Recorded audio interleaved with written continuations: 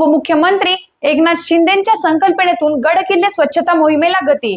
योगेश कदमांच्या हस्ते सुवर्णदुर्गावर स्वच्छता कार्यक्रमाचा शुभारंभ।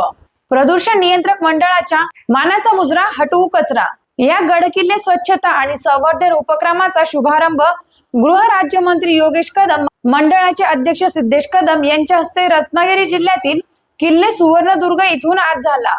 उपमुख्यमंत्री एकनाथ शिंदे यांच्या संकल्पनेतून राज्यातील युनेस्को दर्जा प्राप्त 11 गड किल्ल्यांवर हिंदू हृदय सम्राट बाळासाहेब ठाकरे गड किल्ले स्वच्छता आणि संवर्धन मोहीम राबवण्यात येत असून त्या अंतर्गत हा उपक्रम होत आहे।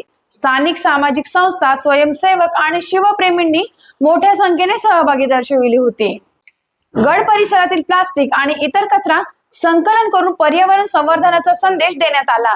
त्यानंतर दापोली इथल्या कृषी विद्यापीठात विद्यार्थ्यांनी हवामान बदल आणि कृषी क्षेत्रातील आव्हाने या विषयावर संवाद साधण्यात आला।